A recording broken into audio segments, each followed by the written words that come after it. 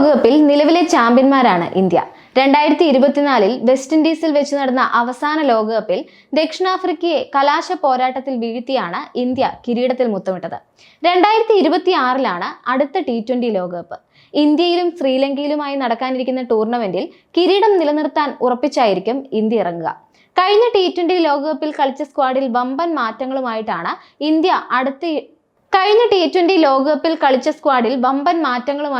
India അടുത്ത എഡിഷന് ഇറങ്ങാനൊരുങ്ങുന്നത്.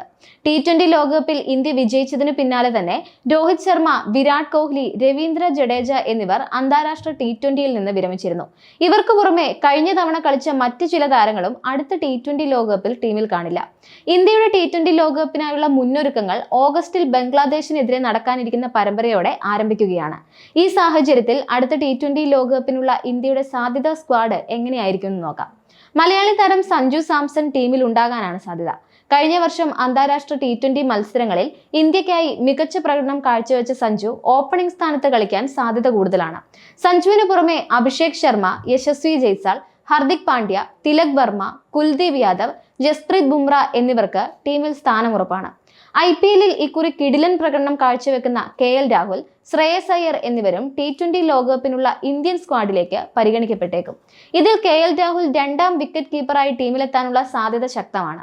കഴിഞ്ഞ T20 ലോകകപ്പിൽ ഇന്ത്യൻ നിരയിലുണ്ടായിരുന്ന വിക്കറ്റ് കീപ്പർ ഋഷഭ് പന്തിന് ടീമിൽ സ്ഥാനമുണ്ടായേക്കില്ല. IPL-ൽ വൻ ഫ്ലോപ്പായ പന്തിനെ സമീപകാലത്ത് വൈറ്റ് ബോൾ ടീമിലേക്ക് ഇന്ത്യ പരിഗണിക്കാൻ സാധ്യതയില്ല.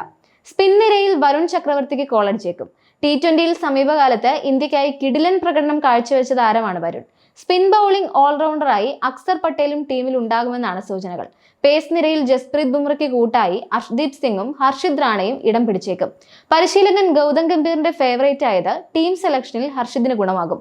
അങ്ങനെ നോക്കിയാൽ 2026 T20 ലോകകപ്പിനുള്ള ഇന്ത്യയുടെ സാധ്യതാ team Suryakumar Yadav captain, Sanju Samson, Abhishek Sharma, KL Rahul, Shreyas Iyer, Yashasvi Jaiswal, Tilak Varma, Hardik Pandya, Nitish Kumar Reddy, Axar Patel, Varun Chakravarthy, Arshdeep Singh, Harshit Rana, Kuldeep Yadav, Jasprit Bumrah എന്നിങ്ങനെയായിരിക്കും.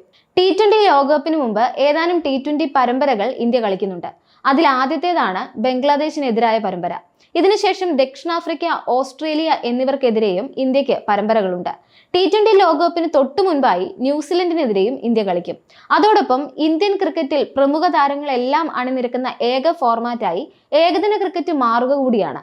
T20ക്ക് പിന്നാലെ രോഹിത് ശർമ്മയും വിരാട് കോഹ്ലിയും ടെസ്റ്റിൽ നിന്നും വിരമിച്ചു കഴിഞ്ഞു. ഹർദിക് പാണ്ഡ്യ കുറെ കാലമായി വൈറ്റ് ബോൾ ഫോർമാറ്റിൽ മാത്രമാണ് കളിക്കുന്നത്. T20 നായകൻ സൂര്യകുമാർ യാദവ് ഏകദിനങ്ങളിൽ പ്രത്യക്ഷപ്പെടുന്നത് വളരെ കുറച്ചു മാത്രവുമാണ്. 2027 ലോകകപ്പ് ഇന്ത്യക്ക് സമ്മാനിച്ച ശേഷം കളമൊഴിയാനാണ് രോഹിത്തിന്റെയും കോഹ്ലിയുടെയും ഇനിയുള്ള ആഗ്രഹവും. അതുവരെ ഫോമും ഫിറ്റ്നസും നിലനിർത്താൻ ഇരുവർക്കും കഴിയുമെന്ന് ആരാധകർ പ്രതീക്ഷിക്കുന്നുണ്ട്. 2023 ഏകദിന ലോകകപ്പിന് ശേഷം രോഹിത്തും കോഹ്ലിയും വിരമിക്കുമെന്ന് കരുതപ്പെട്ടെങ്കിലും ഫൈനലിൽ ഓസ്ട്രേലിയയോട് പരാജയപ്പെട്ടതോടെ ഒരംഗത്തിനു കൂടി കാത്തിരിക്കാൻ തീരുമാനിക്കുകയായിരുന്നു. ഏതായാലും അടുത്ത ഒരു വർഷം ഇരുവരുടെയും കരിയർ വെല്ലുവിളി നിറഞ്ഞതായിരിക്കും. ഏകദിന ക്യാപ്റ്റനായി രോഹിത്തിന് തുടരാനാവുമോ എന്നും കണ്ടറിയണം. ശുഭ്മാൻ ഗിൽ ചുമതലയേൽക്കുന്നതോടെ രോഹിത് ഏകദിന നേതൃത്വത്തിൽ നിന്ന് പിന്മാറാൻ സാധ്യതയുണ്ട്. ഫോം നിലനിർത്തിയാൽ കോഹ്ലിയും രോഹിത്തും ടീമിൽ തുടരേണ്ടത് ആവശ്യവുമാണ്. സമീപകാലത്തായി വൈറ്റ് ബോൾ ക്രിക്കറ്റിൽ ഗംഭീര പ്രകടനം തുടർന്ന ശുഭ്മാൻ ഗിൽ, ശ്രേയസ് അയ്യർ എന്നിവർക്കും ലോകകപ്പിൽ വലിയ ഉത്തരവാദിത്തങ്ങൾ നിർവഹിക്കാനുണ്ടാകും.